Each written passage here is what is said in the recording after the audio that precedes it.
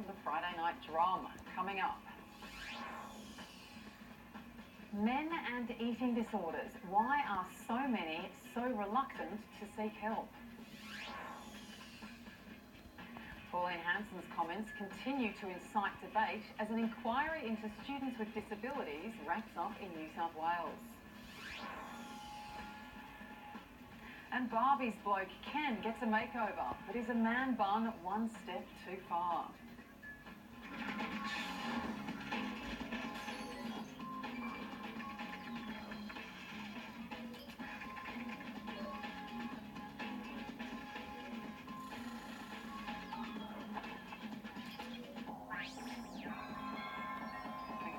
Tonight. No man buns on the panel, actually, which could be unfortunate, but we do have lecturer in education at Newcastle University, David Roy. Welcome. Thanks for being back.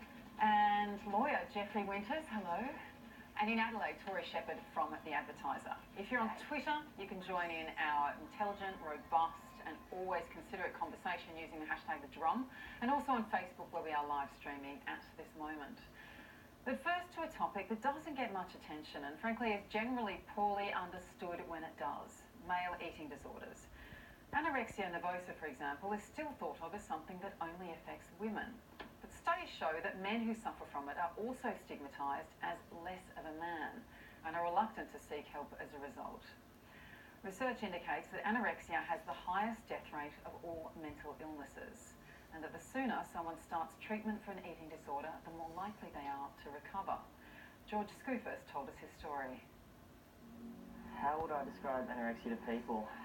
In one word, hell. I think we don't, as a society, know enough about men with eating disorders. People see eating disorders as something suffered by teenage girls. I developed an eating disorder from 19 years of age after one Monday deciding to go on a seemingly normal diet, and from there that diet turned into full-blown anorexia. That ended up becoming bulimia. That was something that went on for approximately a couple of years after that, and that developed into binging, which I had for approximately 4 years. It was about being very fixated on the numbers, and you know the scales kind of ruled my life. It very much dictated you know, my mood and how I was feeling about myself. I started to restrict more and more and try and get those numbers as low as possible, because that's what I was you know, linking to my sort of my self-worth. I certainly had an image that I wanted to live up to, but you know, for me that was a certain athletic image. I started walking a lot, about sort of, you know, a couple of hours a day, and then I ended up starting to run, and I ended up doing triathlons probably a couple of years in. It is a 24/7 illness. There is a constant battle with a voice in your head that is trying to bring you down. I realised that I had an eating disorder when I was watching a story on TV, and I then did some research on the net and found a list of 20 symptoms, and I went through that list and ticked off 19 of the 20 symptoms, and the only symptom of the 20 I didn't tick off was an irregular menstrual cycle. People never really cottoned on the fact that I had an eating disorder, and you know, I think being a male and you know, it would have been the last thing they would have suspected. I definitely don't have an eating disorder anymore, and it is something that you can fully recover from. Dr. Scott Griffiths does research on eating disorders in men and their underdiagnosis. He joins us on the drum from Melbourne. Welcome, Dr. Griffiths. Hi, thanks for having me. Now, in the broad spectrum today of obsessive behaviour surrounding food and interest in food, can you tell us, first of all, what is an eating disorder? Where does dieting, exercise and vanity end and a disorder begin? Well, it crosses over into something that's a problem when it starts to impair your life in a clinically significant way. So we're not just talking about having an interest in your appearance or wanting to eat better or even going and working out. It's when it starts to hurt you in your personal relationships, your job, your school, your academic pursuits. It's when it starts to work against you rather than for you. And what is the evidence that it's on the increase? Well, Australia is now the first country to show that eating disorder behaviours are increasing faster among males than females, but in general, for both men and women, it's increasing in this country and countries elsewhere. Why do you think it is increasing so quickly amongst men? What's going on? Probably body image, but also more recognition. So anorexia nervosa, for example, for the longest time hasn't been recognised as an eating disorder that men could have, both in the official diagnostic criteria we use and also public perception. But that's now changing. And what of like the clean eating movement and the paleo movement? There's a lot more discussion now in public amongst men about, say, zero body fat, about eating in very restricted and very particular ways. Does any of that pay into what's going on? Sure it can. I mean, the idea is that if you place value on those aspects of physical appearance that are modifiable through diet or exercise, whether it's thinness or it's muscularity, or in the case of wanting to eat clean and paleo, this nebulous idea of a healthy, clean eating body, then you create the environment in which eating disorders can flourish. They just look different, but they have this core unifying sameness to them. Have you seen much evidence of that, Geoffrey? Yeah, I think that's true. I certainly see it in the increasingly obsessed culture that I think men my age are developing. I'm certainly aggressively aware of it, and I think even at school it was emerging. I think the role of social media is huge, and I'd be interested to hear how the research identified and looked at the role of social media in this. But I certainly think it's a massive trend, and I see it on the increase. Scott, what does social media play? What part does it play in this? Look, it contributes in part because before we had social media, the bodies that you could compare yourself to, or the diets you could see people on, the training regimes you could see them doing, were limited to when you're watching TV or you're reading a magazine or talking to friends. But you know, social media is on our smartphone now. The average person sees or spends hours on social media every day. So you just have constant access to bodies all the time, to eating and to dieting, to compare yourself to. And over years that adds up. Yeah, some of those images are coming up on the screen now. I mean, they're crazy images in terms of how unrealistic it is for the average man to look like that. I think there's that whole change where we were judging women always on appearance, and now in society, instead of becoming more equal in the sense of more accepting of each other, we're now judging men to the same degree. And all our television programmes, they're either about diets, about how to be healthy or sporty or to be the best. And we have a sporting culture here in Australia, and that hasn't helped matters where we condemn you for not being perfect. And we're seeing this across multiple aspects of society, that you've got to be perfect, and if you're not that perfect, there's something wrong and we You condemn think there's something about sport that's tied into perfection? Because you could also think that sporting would make people exercise and fit, and you know, it should do. It's a healthy thing. I think with kids, when it's not as competitive as we sometimes make it, then it's really useful and needed, and we don't have enough sport because of the obesity. But then we go to the other extreme. We're almost going extremes where you're either obese or you need to be really thin and muscular, and it's all part of the mental health problems that we've got. And the focus that we maybe should be having is having more mental health first aiders trained, which is a really easy course to do. I've done it, and it really opens your eyes to support people, because people who work with children, with young teens, young men, young women, need to be aware of the signs of obsession, of mental health illness, of anorexia and bulimia. And have you come across this amongst your students? I did as a teacher. Yeah, we had kids, and you'd notice that they were thin, and because I taught drama and movement, same with PE teachers, they would notice body shape changing, something maybe not healthy, and you would report that to someone in authority within the school to say, a concern here, is it a real concern, or are they just a naturally skinny person? And I had kids leaving my classroom for 6 months to get treatment that they'll need for life, because it's a lifelong condition. Right, it's a long time to swallow out of any kind of academic learning time. Tory, what do you make of this, and of the parts of Scott's research which talk about the fact that men are less likely to seek help because they feel stigmatised, that it's something that women struggle with, anorexia and those kinds of disorders? Well, exactly, and we know that's true for a lot of mental health issues with men. They're more reluctant to get help. And with things like eating disorders, I mean, the suicide and the death rate is really high. I think it's something like 20%. So obviously doctors need to be educated to spot this, to not dismiss a male who comes in and says he might have an eating disorder.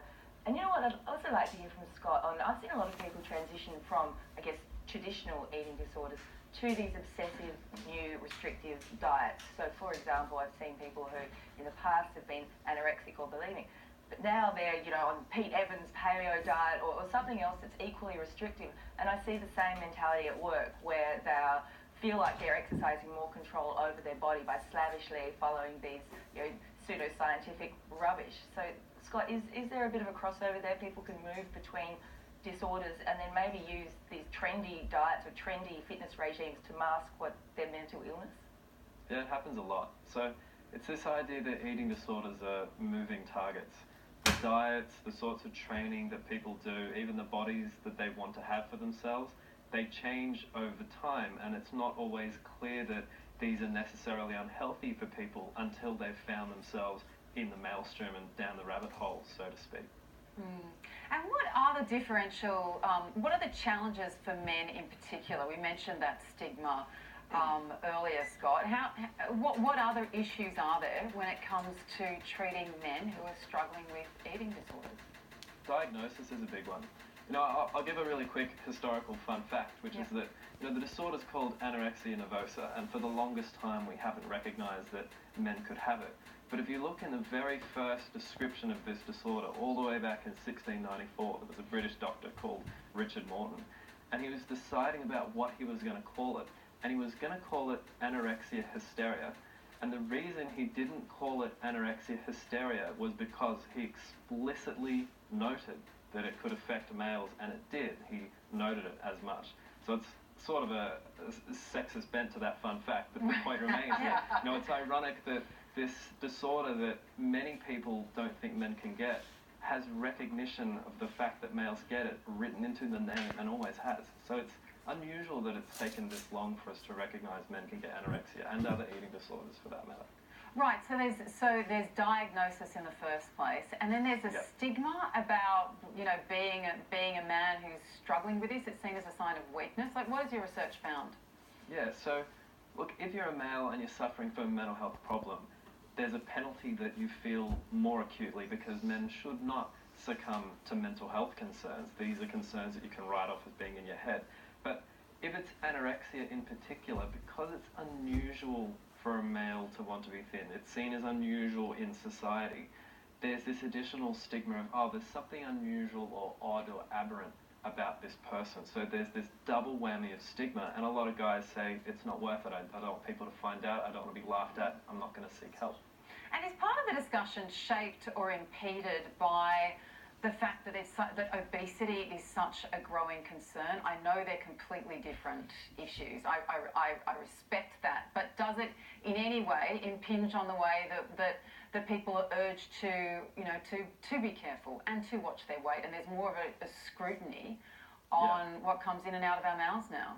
No, and I totally agree with that. When I was coming onto this show, I got a tweet from someone saying that my interests would be better on overweight and obesity in this country, not eating disorders. But these problems aren't mutually exclusive.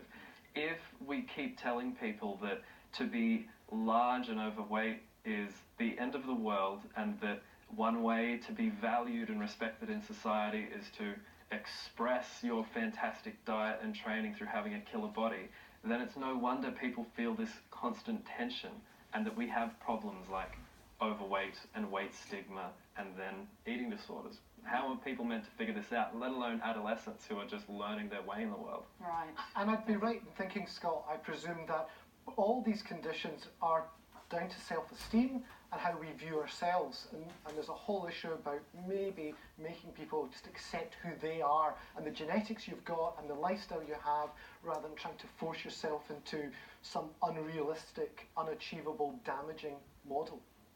Yeah, low self-esteem is a part of the disorder for many, but I'm always wary of reducing the disorder just to that. The stories of people who have anorexia, all other eating disorders, are so complex, and it really shows how far we have to come with diagnosis and treatment, the fact that we can't pin these down as much as we want to. Look, absolutely fascinating and important research. Thanks so much for joining us this evening, Dr. Scott Griffiths. Thanks so much. Now, if this topic has raised any issues for you or for someone you know, call the Butterfly Foundation or Lifeline on the numbers on our screen. Now, Pauline Hanson's comments about separating students who have a disability in schools are still provoking strong reactions, from robust defence to vehement rebuke. But they've also shone a spotlight on how schools manage children with special needs. A parliamentary inquiry into students with a disability wrapped up today in New South Wales. South Australia, Queensland and Victoria have also conducted recent reporting into the issue on various levels. So once this week's hubbub dies down, where will we be at with the education of children who require more attention, and what remains to be done?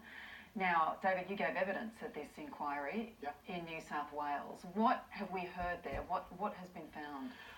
Well, we're hearing some interesting facts coming out that are across all the states, where we're hearing that children don't seem to be being supported. We're hearing that actually inclusion works for both mainstream kids and kids who have challenges. And I thought that your intro there was interesting, where you changed it from disability to children who need more attention, because all kids need more attention. Right. And from some of the positive data that's been coming out from the inquiry and the hearings, is that what works for children who need attention, whether they have a diagnosis or not, works for all children.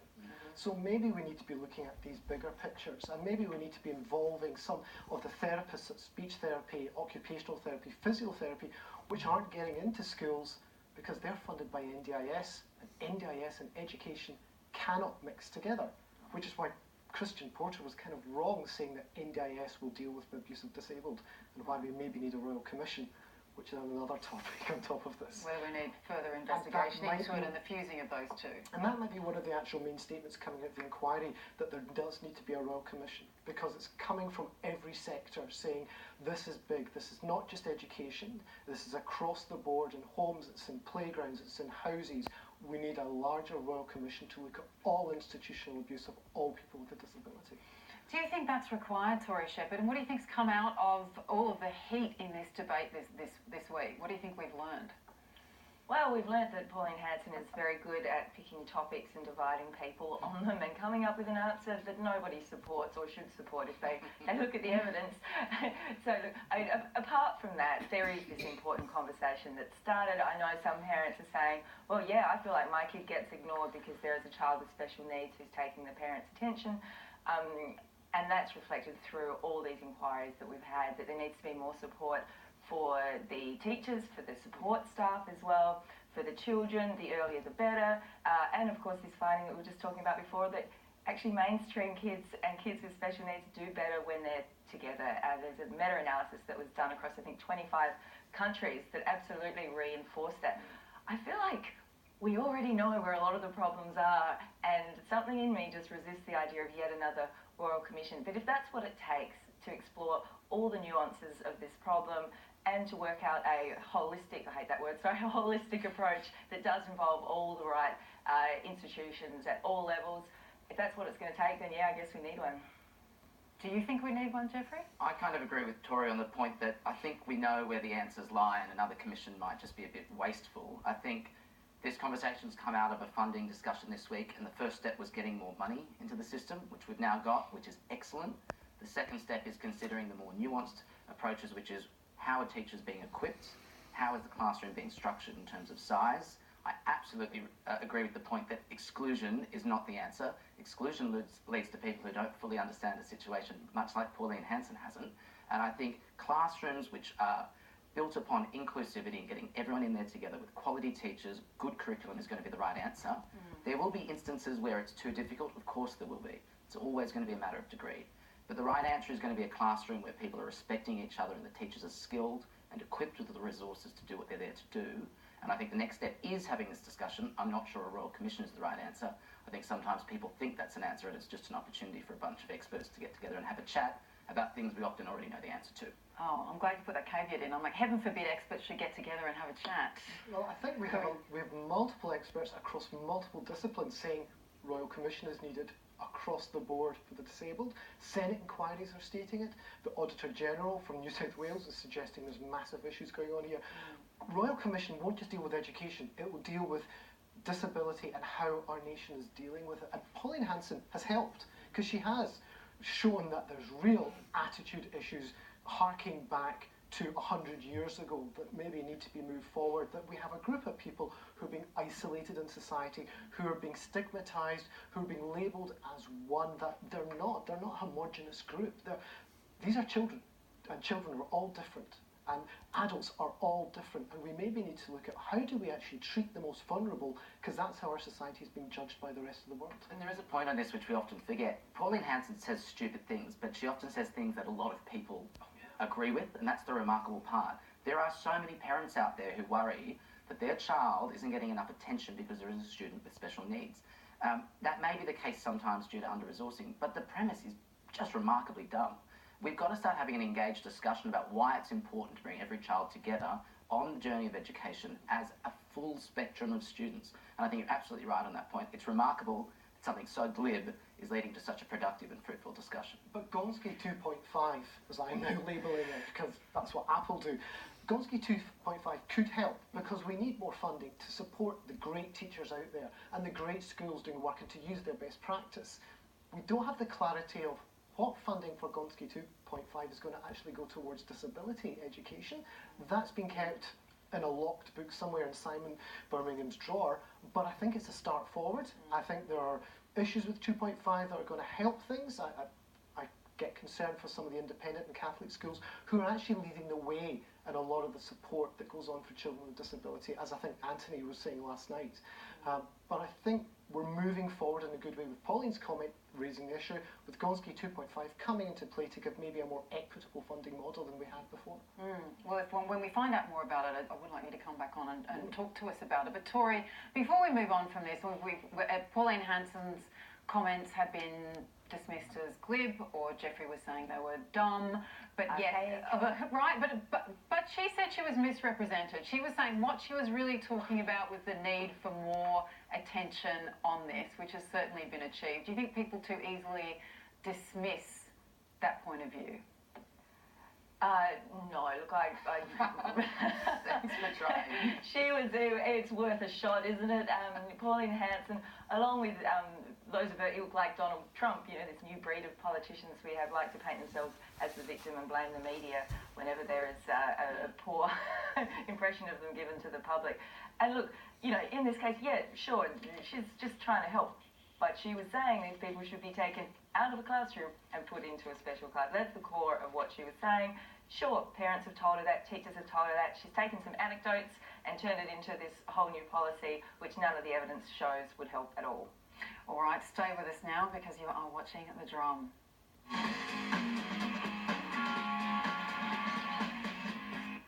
Yes, Friday night, that time of the week when we turn over the topics to the panellists, and I believe we have man buns on the agenda. David? More to do with toys, and the toys that are created for boys and girls, which Yes. I still can't believe that we separate the two. In fact, I think it really damages society. It is weird, isn't it? Yeah, if you want to do arts and crafts and you're male, you've got to buy pink and purple items from the girls' aisle. Why can't girls play with action figures? Why do they get put in the boys' section? And now we have Barbie coming out with some, and linking back to a previous topic, some bodymorphic Kens, and again it's targeted towards girls. Well, why can't boys and girls play together? Why can't they all have action figures? Pedagogically. Yeah, I had a Ken. Yeah. Come on. Look. Yeah. Did you have a Ken? I didn't, but I think my sister did, and I probably stole it from time to time. There we go. I had a $6 million man, and I wanted a bionic woman. Ah, yes. And how different life might have been. Some might say not. I went into drama world, but you see, the thing with these toys is they're good for both, because kids can role play, can actually explore concepts and ideas. Now, I have real concerns with Barbie and Ken and them promoting an idealism of body fascism to really young children, because even these new Ken models that have come out, they're still not normal. That said, I was really surprised when I saw the Kens, because the Ken my sister had was a lot buffer than the Kens we're seeing here. Actually, that's and true. I'm liking the fact that finally there's a skinnier Ken doll out there. I'm Yeah. starting to think that maybe Ken and I are getting closer in our physical appearance. You like the Still not diversity. anatomically correct though, is it? No. Where's Those legs just go for years. I don't know what's going on. Where's the slightly heavier Ken as well? We've got to have all Troll these doll. varieties as well, with maybe not the perfect features of the face, you know, with the slightly too large nose, not that I'm pointing at mine. But you're right, like Tory, I mean, I think since the, since the 70s when there was such a questioning of why do we have gendered toys and how does that work, it seems to be even more marked in a lot of ways now. I mean, Kinder eggs, my children have a lot. They've just introduced a girl Kinder, so it's got a pink wrapping. I was like, why does she need a different plastic toy inside? And it translates to things like clothing. You know, you see lots of I'm a princess over in the girls section, and then they're all heroes in the boys section. Right. So look, I don't think it's going to change anytime soon, but I do like to see people disrupting that model, going into the toy stores and swapping things around. Oh yes, going, there was someone on moving Twitter. the princess over to the guys section and so on. Right. But they actually have these sections labelled in places like Big W and Target. They actually say boys' toys, girls' toys, and I'm like, slapping my head. It's so archaic. This is surely just a marketing device. But what do you think markets for everyone? There's a bigger issue. When the Batman versus Superman movie came out last year, there were 4 figures available. 3 were males, one of which is only in the movie for 15 seconds. We had to go to 6 different stores before we could find a Wonder Woman figure for my son. I think you're talking from your own personal pain in all of this situation. I But yeah, I think everyone should go to their local, superstore and swap around. Put the astronaut T-shirts in the girls section, as someone did on Twitter this week. Now, Tory, talk us through a curious incident in the night time with a crocodile. So, the Cairns Times, which bills itself as an august publication dating back to about Federation or something, ran a story about a man who was so high on ice he tried to have sex with a crocodile.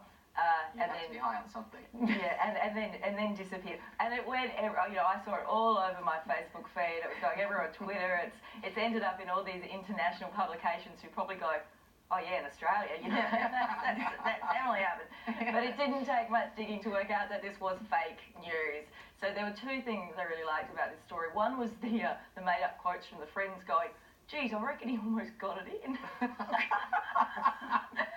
Thank you for ending the show with that, Tory. And the second was, look, it was fake news. Fake news is not stories politicians don't like. This was proper fake news. So I think the remarkable part is that for a minute there when I saw this story, I sort of believed it. And I've got that sort of, well, it's Queensland and, north of the border, and particularly this week where I'm very sensitive to that state. It's like, these guys are a bit crazy, and I don't disbelieve this on the face of it. But you have a story you want to talk to us about from Canberra this Mine's week. a good one. I love this one. I usually rag on the Greens, but I'm going to praise them tonight. Senator the Honourable Larissa Waters rises to her feet to speak on a motion and for the first time enters the Australian history books as the only woman breastfeeding when she is in Parliament speaking. I think it's an excellent example of how far we're coming since we had that Kelly O'Dwyer scandal some years ago where she disclosed that she was expressing so she wouldn't miss a division, and the fixer himself went in and amended the standing rules so she could. It's great to see it. The best part was when she's finished and business is continuing in the House, instead of doing her motherly duties and walking the child out, she flicks her child very delicately to the leader of the Greens, Senator Di Natale, and asked him to take the child out because she was busy doing a job. I liked that. How far away are we from this not being a story? Clearly not far enough yet, because if it took until 2016 for us to amend that mothers can bring their children onto the floor and perform what is just a perfectly ordinary duty, demonstration of the double shift at its greatest Impressive multitasking, though, isn't it? The conducting of a speech. Oh, seriously, live real television Wonder at the same Woman time, right, exactly. negotiating a bill. And maintaining relatively discreet. Anyway, look, before we go, here are those phone numbers that didn't make it on screen after our male anorexia topic. The Butterfly Foundation, 1800 33 4673, Lifeline 131114. That's it for the drum this week. Thanks so much to our panellists. Have an excellent weekend. We'll see you next week.